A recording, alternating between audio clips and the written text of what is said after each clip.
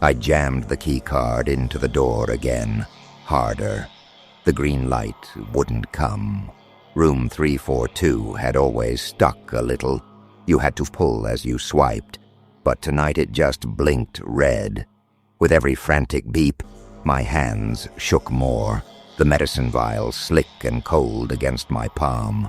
That sound, the dead electronic beep, felt like someone slamming a cell door.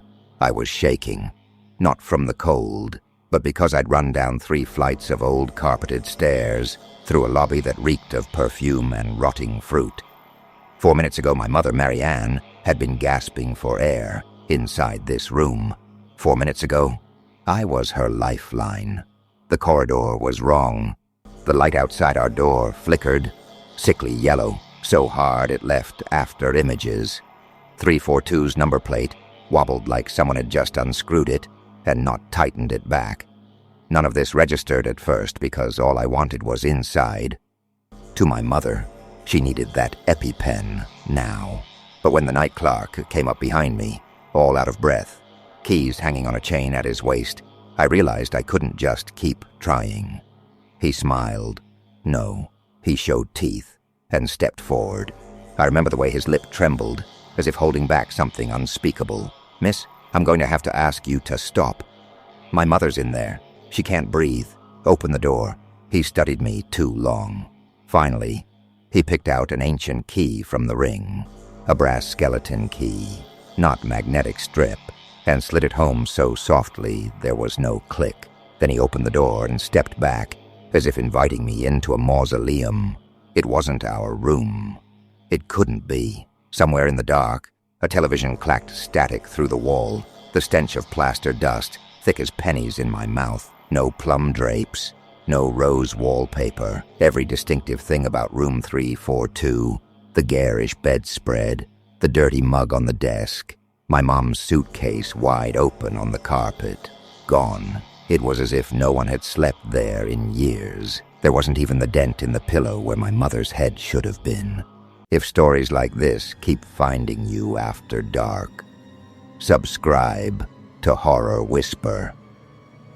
Some things are easier to face when you're not alone. I dropped the EpiPen and stared, numb, into the room.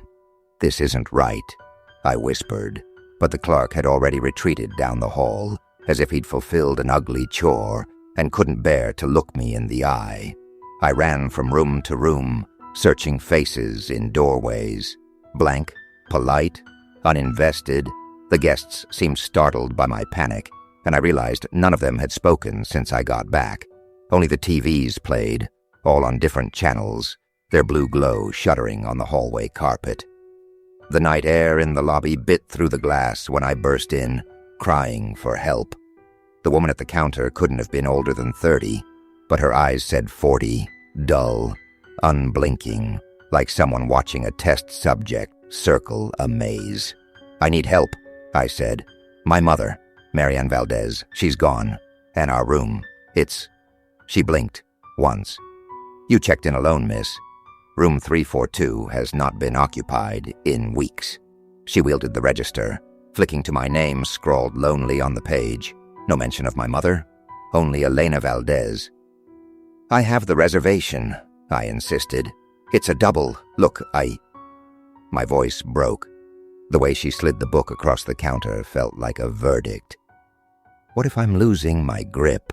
I thought, hot with embarrassment. I checked my phone for our photos. 8 pictures of the highway, of me yawning in the passenger seat. But never her, never in the frame. A metallic clang echoed, far too loud for midnight, making my skin crawl. I turned, catching the house doctor's silhouette at the far end of the lobby, coat buttoned to the neck, thin gold chain at his breast. He stood by the elevator and never broke eye contact. His gaze was disassembled. Each part of his face moved out of sync, a fever dream in solid flesh. I grabbed the counter so hard I left the sweat on the burgundy laminate. "Where is she?" I managed. "Would you like housekeeping?" The woman offered, and then, in a lower voice, "You're not the first, you know." but it came off glib. She stared over my shoulder as if reading an auto cue. Polite, firm, no help. I stepped outside for air. The night was still, too still. The parking lot looked warped in the vapor lights. My mother's Camry was parked crooked against the painted line, but inside, her overnight bag was gone. The only clue came when I circled the dumpsters out of desperate impulse. The same floral suitcase, battered, the name tag scratched off. I tore it open, all men's clothes, socks with someone else's initials, a Bible with Schrader, G, etched on the spine. That's when I heard the bell. A silver hotel bell rang from inside, 3 short chimes, then silence. It was the first time I noticed there were no night sounds, no crickets, no cars on the highway, not even wind in the trees. I staggered back inside, just in time to glimpse the house doctor vanish into a side corridor, coat swinging behind him, no footsteps, just emptiness and silence trailing after. I called 911. Static so loud I could barely hear my own voice. The dispatcher, if it was a dispatcher, repeated my name 3 times, each time softer, as if her mouth were filling with water. I hung up before she could ask the 4th. By the time I returned to the desk, the night clerk watched from under the overhead light, eyes feral, all pretense abandoned. You should go to your room. You look unwell. Which room? He didn't answer, just kept staring until the lobby felt smaller, like the air had thickened. The smell of perfume, thick and wrong, choked the entryway. For the first time I realized what it was. Rotten fruit. Sweet, fetid, inescapable. I wanted to run out the automatic doors, but they only folded open when you walked toward them at exactly the right angle. Otherwise, they jammed, resisting a second too long. The hotel controlled every exit, and it dawned on me that I couldn't leave if I wanted. I thought about breaking a window, but every glass panel was double thick and strangely cool, like the opposite of a greenhouse. You'd break your arm before anything would crack. That was when maintenance found me. Not the night clerk. A man in blue coveralls leaned out from the utility hallway, cigarette ash dotting his chest. You missing someone? He asked, in a sad, sympathetic voice. Happens all the time here. Relief hit me so hard I almost sobbed. My mother. Did you see her? He nodded. Come on, I'll show you a shortcut. Staff hall. He motioned, and I followed, his steps slow, dragging as if he resented what came next. We slipped through an unmarked door into darkness, only the emergency exit sign glinting red ahead. But when the door shut behind me, I realized no windows, only pipes, insulated in damp rags, and a massive water tank in the corner.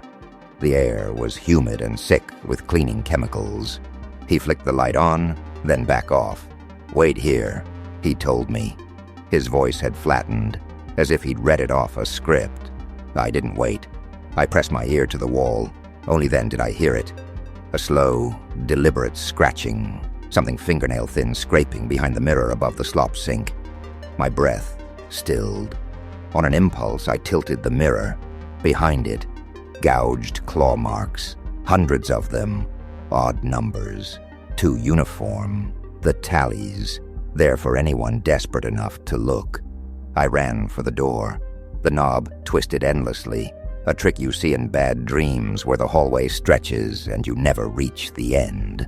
The lights outside now flickered faster, so each step was a strobe flash. I emerged in a utility hallway I didn't recognize. The elevator at the end stood wide, cables humming. I pressed the call button, and an out-of-tune chime answered. As the doors opened, I glimpsed my own face reflected in the gold, but behind me, a shape, tall, draped in shadows, wearing my mother's scarf. I staggered back. The doors closed. I caught the house doctor's coat slipping inside the service lift on the other side, smelling of something acrid and burnt. Desperate, I found the manager's office behind the lobby, the door wedged open with a broken umbrella. The office was freezing, full of the hum of old electronics. On the desk, a battered room register with thick, yellowed pages. I thumbed through in a panic. My name, Elena Valdez, appeared, written twice, once in black ink, alone, once, dozens of pages back, in faded fountain pen. The date, August 19th, 1889, but I was born in 2002. The room assignment, 342, the numbness in my hands crept up my arms.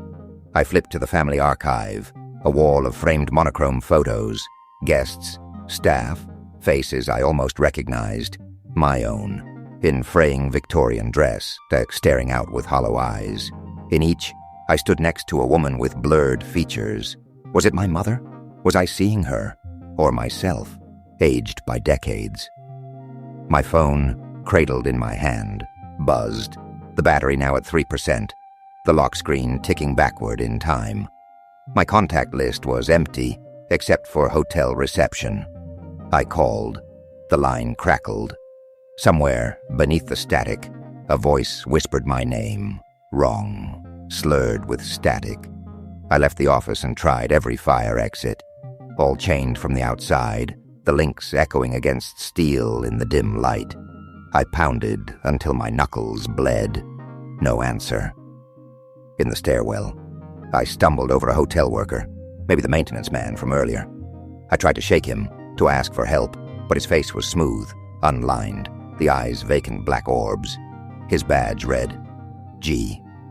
Schrader, the name in that Bible, the clothes in the trash. He turned, slow as syrup. You came alone, he said, with a smile that couldn't reach his eyes. We all do, eventually. I fled, feet pounding over cheap carpet, the only sound the piano in the parlor, haunting and off-key, playing the same 3 notes on a loop. The melody burned into my eardrums. I heard my own name in the tune. Elena, Elena, Elena. In my room, my mother's room, the wallpaper bubbled and peeled, exposing writhing mold, black like tar, seeping in patterns I almost recognized. Names. Mine, over and over, shrinking with every repeat. I slashed at the mirror. Something watery and warm, thick as blood, oozed behind the glass. I heard her voice. My mother. Elena. Stay here. Don't let them see you, she begged, muffled by pipes, warped by water. I grabbed the phone, dialed the British Embassy, any embassy. A woman's voice, patient and comforting, tried to calm me. I pleaded for help, begged them to contact my friends, my father, anyone who could prove I wasn't alone. But she only said, We're very sorry for your distress, Miss Valdez. These things happen more than most people believe. There was a pause, and I heard muffled conversation, something like laughter. The whole time, the same rotten sweetness, thick and overwhelming, crept up my nose. Someone knocked on the door, 3 times, knuckles deliberate. I peered through the peephole. A guest, ragged and shivering, woman in a nightgown, eyes wild. Did you see her? She whispered when I yawned. Did you see my husband? They said he never existed, but he was here. He was just here. I tried to comfort her, tried to believe her. She wept into my arms, and for a moment, I felt less alone. The next morning, I found her naked and blue, floating in the rooftop water tank. Housekeeping pretended nothing was wrong, dragging the tank lid back in place with a squelch. The smell of burnt hair and skin sat heavy over the breakfast bar, but no one noticed. The clerk poured coffee as if nothing had happened. Guests murmured, I think I might take the stairs, as if a body in the water was part of the decor.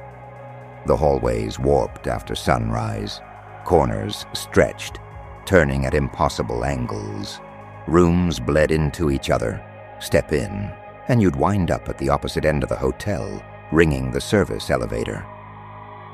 Sometimes, a man in blue coveralls smoked a cigarette on the AC unit, watching from outside. He'd vanish when I blinked. My own reflection became distorted, older, sallow, starving. Sometimes she smiled at me, the gaunt woman in the mirror. Not quite me, not quite anyone. I started yelling for guests, begging the clerk to call the police. She's ill. She needs to rest, the house doctor intoned, leading me toward the back elevator. But when the doors opened, there was no car, just the shaft, bottomless, humming with the sound of wires and voices below. I ran, again, caught in endless hallways, the scent of decay, the persistent piano, the flickering lights. In desperation, I started smashing mirrors, clawing open walls. Behind one, I found medical files, brittle and yellow. Valdez, Marianne. Symptom, respiratory distress, but written beside in red pencil, cured by integration. And then, C to daughter. I understood then. The hotel wasn't a building. It was a threshold, an organism. It needed us. My mother hadn't disappeared. She'd been absorbed. Her breath, her words, her memory, stripped down and piped through the walls like air conditioning. That whisper in the plumbing, it was her, called back for service. They would make me part of it too. In time. The last day, I tried for the front doors. A bell rang, the hotel's Alamo bell, loud enough to shatter. I ran, shoving suitcases aside, only to collapse in front of the desk. The manager handed me a polyester vest, the kind the staff wore. "We take care of our own," she said, voice syrupy. I tried to scream, but no sound came out. Now when I close my eyes, I hear my mother's voice running through the pipes, through the walls, as if she's humming that piano refrain. I see myself in the glass, sometimes old, sometimes young, sometimes never having existed at all. Most nights I sit at the front desk, the guest register in front of me, and watch new arrivals shuffle in, lost and anxious, asking in halting voices if anyone's checked in for them. I look them in the eye, and I tell them, always, you arrived alone. I'm not sure if I do it because the hotel makes me, or if I do it because a part of me still hopes she's somewhere inside. Or maybe this is what's left of me, eroded and remade until I'm hollow and polite and never blink. I wonder, when you check into a hotel and the room number feels off, when you smell rot beneath perfume, when the hallway stretches in the dark, are you sure your name is still in the register? Are you sure no one's been erased for your comfort? Have you ever lost someone in a place that doesn't want you to leave? Tell me if you have a story. Tell me if you ever made it out. This is Horror Whisper.